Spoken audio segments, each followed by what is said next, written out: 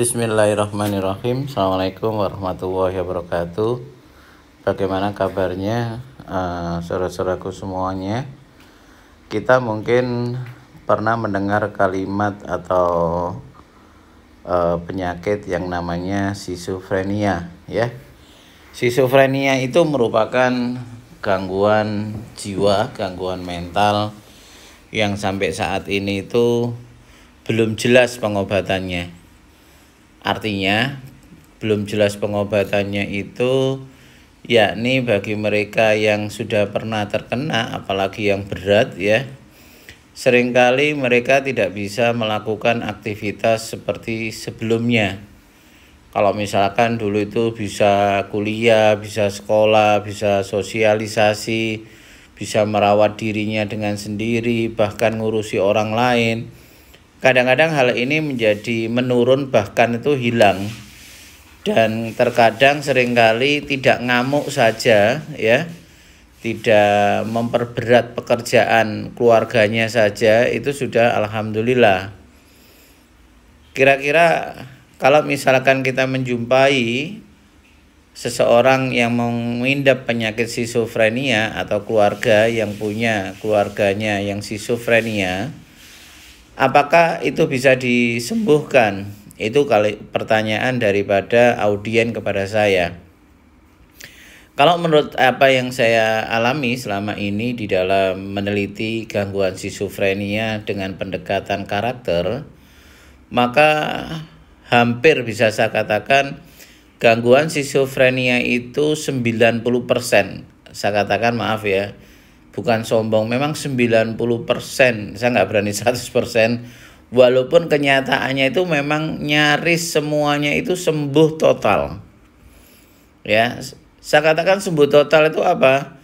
Karena pada saat orang itu memang sembuh di dalam perawatan yang kita lakukan, ya, dalam penelitian itu, mereka bisa melakukan aktivitas seperti sebelumnya. Itu menariknya. Lalu yang kedua apa? Dia tidak perlu minum obat lagi. Ya, sudah kembali kepada aktivitas semula plus tidak minum obat lagi. Loh, terus kalau misalkan ada pertanyaan, masa bisa, Dok? Sangat bisa saya katakan. Tapi ya itu tadi, kita harus melakukan pendekatan karakter. Lalu apa mungkin orang gangguan jiwa itu bisa didekati dengan karakter? Ya kita lihat, kalau memang pasiennya itu sama sekali sudah nggak bisa diajak komunikasi, ya saya nggak bisa ngomong. Tapi di situ kan ada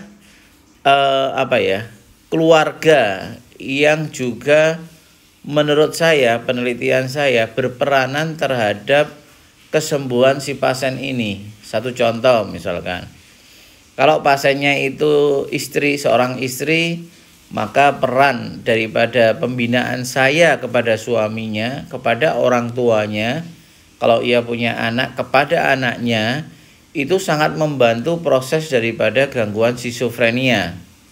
Begitu juga kalau suaminya yang terkena. Lalu bagaimana kalau orang itu belum berkeluarga?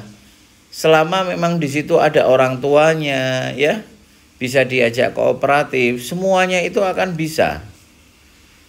Ya, ini kenyataan, ya. Oleh karena itu, saudara-saudaraku yang dimuliakan oleh Allah, kalau memang jika